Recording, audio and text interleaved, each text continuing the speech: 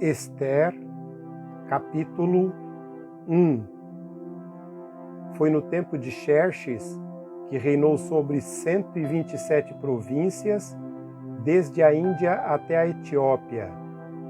Naquela época, o rei Xerxes reinava em seu trono na cidadela de Suzã e, no terceiro ano do seu reinado, deu um banquete a todos os seus nobres e seus oficiais. Estavam presentes os líderes militares da Pérsia e da Média, os príncipes e os nobres das províncias.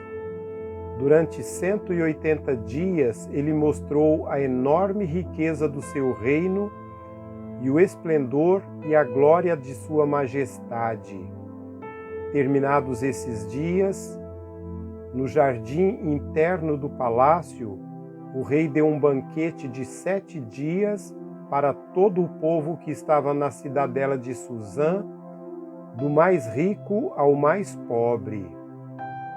O jardim possuía forrações em branco e azul, presas com cordas de linho branco, tecido vermelho ligado por anéis de prata em colunas de mármore.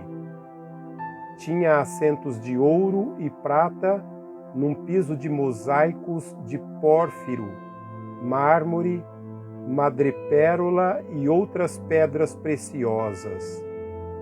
Pela generosidade do rei, o vinho real era servido em grande quantidade em diferentes taças de ouro. Por ordem real, cada convidado tinha permissão de beber conforme desejasse, pois o rei tinha instruído todos os mordomos do palácio que o servissem à vontade. Enquanto isso, a rainha Vasti também oferecia um banquete às mulheres no palácio do rei Xerxes. Ao 7º dia, quando o rei Xerxes estava alegre por causa do vinho, ordenou que os 7 oficiais que o serviam, Meumã, Bista, Arbona, Bigtá, Abagtá, Setar e Carcas trouxessem à sua presença a rainha Vasti, usando a coroa real para mostrar sua beleza aos súditos e aos nobres, pois ela era muito bonita. Quando, porém, os oficiais transmitiram a ordem do rei à rainha Vasti, esta se recusou a ir, de modo que o rei ficou furioso e indignado. Como era costume, o rei consultar os especialistas em questões de direito e justiça, ele mandou chamar os sábios que entendiam das leis e eram muito amigos do rei: Carcena, Setar, Adamata, Tarsis, Meres, Marcena e Memucã, os 7 nobres da Pérsia e da Média que tinham acesso direto ao rei e eram os mais importantes do reino. E o rei lhes perguntou: de acordo com a lei, o que se deve fazer à rainha Vasti? Ela não obedeceu à ordem do rei Xerxes, transmitida pelos oficiais. Então Memucã respondeu na presença do rei e dos nobres: a rainha Vasti não ofendeu somente ao rei, mas também a todos os nobres e os povos de todas as províncias do rei Xerxes, pois a conduta da rainha se tornará conhecida entre todas as mulheres, e assim também elas desprezarão seus maridos e dirão: o rei Xerxes ordenou que a rainha Vasti fosse à sua presença, mas ela não foi. Hoje mesmo, as mulheres persas e medas da nobreza, que ficarem sabendo do comportamento da rainha, agirão da mesma maneira com todos os nobres do reino. Isso provocará desrespeito e discórdia sem fim. Por isso, se for do agrado do rei, que ele emita um decreto real e que seja escrito na lei da Pérsia e da Média que não se pode revogar, determinando que Vasti nunca mais compareça na presença do rei Xerxes. Também deu o rei a sua posição de rainha a outra que seja melhor do que ela. Assim, quando o decreto real for proclamado por todo o seu imenso domínio, todas as mulheres respeitarão seus maridos, do mais rico ao mais pobre. O rei e seus nobres ficaram satisfeitos com o conselho, de modo que o rei acatou a resposta de Memucã. Assim enviou cartas a todas as partes do reino, a cada província e a cada povo em sua própria escrita e em sua própria língua, proclamando que cada homem deveria mandar em sua própria casa.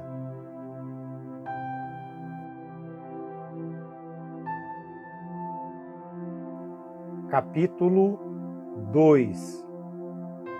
Depois disso, quando cessou a indignação do rei Xerxes, ele se lembrou de Vasti, do que ela havia feito e do que ele tinha decretado contra ela. Então os conselheiros do rei sugeriram que se procurassem virgens lindas para o rei e que se nomeassem comissários em cada província do império para trazer todas essas lindas moças ao harém da cidadela de Suzã. Elas estariam sob os cuidados de Hegai, oficial responsável pelo harém, e deveriam receber tratamento de beleza. A moça que mais agradasse o rei seria rainha no lugar de Vasti. Esse conselho agradou o rei e ele o acatou. Ora, na cidadela de Suzã havia um judeu chamado Mardoqueu, da tribo de Benjamim, filho de Jair, neto de Simei e bisneto de Quis, que fora levado de Jerusalém para o exílio por Nabucodonosor, rei da Babilônia, entre os que foram levados prisioneiros com Joaquim, rei de Judá. Mardoqueu tinha uma prima chamada Hadassa, que havia sido criada por ele, por não ter pai nem mãe. Essa moça, também conhecida como Ester, era atraente e muito bonita, e Mardoqueu a havia tomado como filha quando o pai e a mãe dela morreram. Quando a ordem e o decreto do rei foram proclamados, muitas moças foram trazidas à cidadela de Suzã e colocadas sob os cuidados de Hegai. Ester também foi trazida ao palácio do rei e confiada a Hegai, encarregado do harém. A moça o agradou e ele a favoreceu. Ele logo lhe providenciou tratamento de beleza e comida especial. Designou-lhe 7 moças escolhidas do palácio do rei e transferiu-a, junto com suas jovens, para o melhor lugar do harém. Ester não tinha revelado a que povo pertencia, nem a origem da sua família, pois Mardoqueu a havia proibido de fazê-lo. Diariamente ele continuava de um lado para outro perto do pátio do harém para saber como Ester estava e o que lhe estava acontecendo. Antes de qualquer daquelas moças apresentar-se ao rei Xerxes, devia completar 12 meses de tratamento de beleza, prescritos para as mulheres, 6 meses com óleo de mirra e 6 meses com perfumes e cosméticos. Quando ia apresentar-se ao rei, a moça recebia tudo o que quisesse levar consigo do harém para o palácio do rei. À tarde ela ia para lá e de manhã voltava para outra parte do harém, que ficava sob os cuidados de Saasgás, oficial responsável pelas concubinas. Ela não voltava ao rei, a menos que dela ele se agradasse e a mandasse chamar pelo nome. Quando chegou a vez de Ester, a moça adotada por Mardoqueu, filha de seu tio Abiail, ela não pediu nada além daquilo que Hegai, oficial responsável pelo harém, sugeriu. Ester agradava a todos os que a viam. Ela foi levada ao rei Xerxes, à residência real, no 10º mês, no mês de Tebete, no 7º ano do seu reinado. Ora, o rei gostou mais de Ester do que de qualquer outra mulher, e ela foi favorecida por ele e ganhou sua aprovação mais que qualquer das outras virgens. Então ele lhe colocou uma coroa real e tornou-a rainha no lugar de Vaste. E o rei deu um grande banquete, o banquete de Ester, para todos os seus nobres e oficiais. Proclamou feriado em todas as províncias e distribuiu presentes por sua generosidade real. Quando as virgens foram reunidas pela segunda vez, Mardoqueu estava sentado junto à porta do palácio real.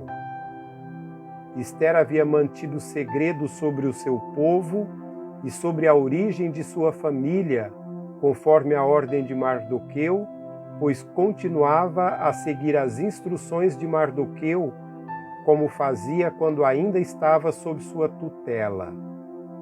Um dia, quando Mardoqueu estava sentado junto à porta do palácio real, Bigtã e Teres, 2 dos oficiais do rei que guardavam a entrada, estavam indignados e conspiravam para assassinar o rei Xerxes. Mardoqueu, porém, descobriu o plano e contou-o à rainha Ester, que, por sua vez, passou a informação ao rei em nome de Mardoqueu. Depois de investigada a informação e descobrindo-se que era verdadeira, os 2 funcionários foram enforcados. Tudo isso foi escrito nos registros históricos, na presença do rei.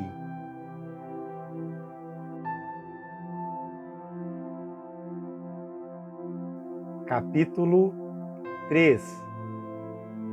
Depois desses acontecimentos, o rei Xerxes honrou a Amã, filho de Amedata, descendente de Agag, promovendo-o e dando-lhe uma posição mais elevada do que a de todos os demais nobres. Todos os oficiais do palácio real curvavam-se e prostravam-se diante de Amã, conforme as ordens do rei.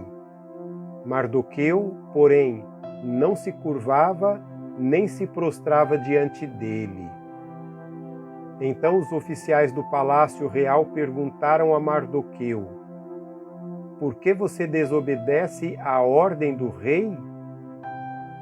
Dia após dia eles lhe falavam, mas ele não lhes dava atenção e dizia que era judeu.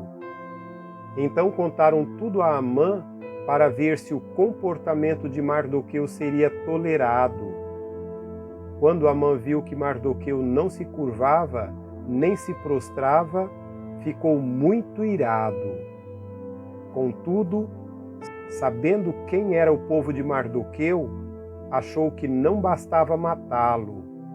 Em vez disso, Amã procurou uma forma de exterminar todos os judeus, o povo de Mardoqueu, em todo o império de Xerxes.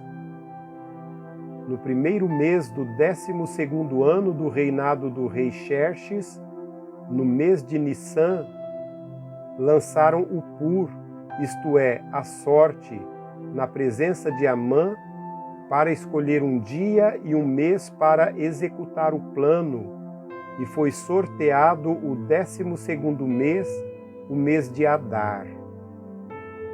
Então Amã disse ao rei Xerxes: existe um certo povo disperso e espalhado entre os povos de todas as províncias de teu império. cujos costumes são diferentes dos de todos os outros povos e que não obedecem às leis do rei, não convém ao rei tolerá-los. Se for do agrado do rei, que se decrete a destruição deles, e colocarei 350 toneladas de prata na tesouraria real à disposição para que se execute esse trabalho. Então o rei tirou seu anel selo do dedo, deu-o a Amã, o inimigo dos judeus, filho de Amedata, descendente de Agag, e lhe disse: fique com a prata e faça com o povo o que você achar melhor. Assim, no 13º dia do primeiro mês, os secretários do rei foram convocados.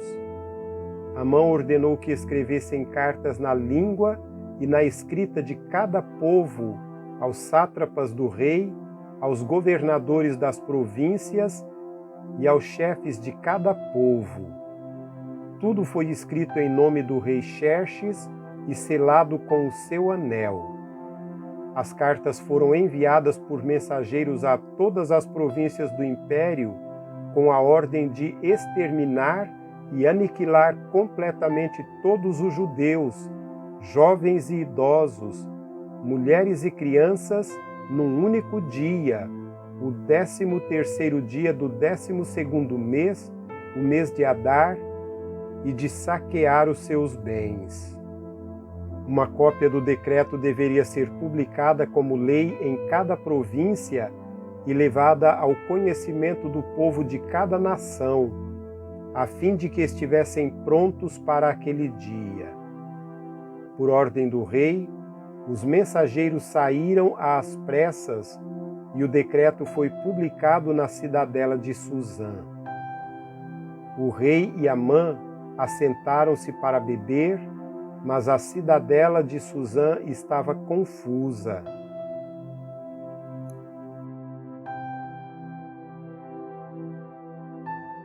Capítulo 4. Quando Mardoqueu soube de tudo o que tinha acontecido, rasgou as vestes, vestiu-se de pano de saco e cinza e saiu pela cidade, chorando amargamente em alta voz. Foi até a porta do palácio real, mas não entrou, porque ninguém vestido de pano de saco tinha permissão de entrar. Em cada província onde chegou o decreto com a ordem do rei, houve grande pranto entre os judeus, com jejum, choro e lamento. Muitos se deitavam em pano de saco e em cinza. Quando as criadas de Ester e os oficiais responsáveis pelo harém lhe contaram sobre Mardoqueu, ela ficou muito aflita e mandou-lhe roupas para que ele as vestisse e tirasse o pano de saco, mas ele não quis aceitá-las. Então Ester convocou Atá, um dos oficiais do rei, nomeado para ajudá-la, e deu-lhe ordens para descobrir o que estava perturbando Mardoqueu e por que ele estava agindo assim. Atá foi a Mardoqueu na praça da cidade, em frente à porta do palácio real. Mardoqueu contou-lhe tudo o que lhe tinha acontecido e quanta prata Amã tinha prometido depositar na tesouraria real para a destruição dos judeus. Deu-lhe também uma cópia do decreto que falava do extermínio, que tinha sido anunciado em Suzã, para que ele o mostrasse a Ester e insistisse com ela para que fosse à presença do rei, implorar misericórdia e interferir em favor do seu povo. Atá retornou e relatou a Ester tudo o que Mardoqueu tinha dito. Então ela o instruiu que dissesse o seguinte a Mardoqueu: todos os oficiais do rei e o povo das províncias do império sabem que existe somente uma lei para qualquer homem ou mulher que se aproxime do rei no pátio interno sem por ele ser chamado, será morto, a não ser que o rei estenda o cetro de ouro para a pessoa e lhe poupe a vida. Eu não sou chamada à presença do rei há mais de 30 dias. Quando Mardoqueu recebeu a resposta de Ester, mandou dizer-lhe: não pense que pelo fato de estar no palácio do rei, de todos os judeus só você escapará, pois, se você ficar calada nesta hora, socorro e livramento surgirão de outra parte para os judeus, mas você e a família de seu pai morrerão. Quem sabe se não foi para um momento como esse que você chegou à posição de rainha? Então Ester mandou esta resposta a Mardoqueu: vá reunir todos os judeus que estão em Suzã e jejuem em meu favor. Não comam nem bebam durante 3 dias e 3 noites. Eu e minhas criadas jejuaremos com vocês. Depois disso, irei ao rei, ainda que seja contra a lei. Se eu tiver que morrer, morrerei. Mardoqueu retirou-se e cumpriu todas as instruções de Ester.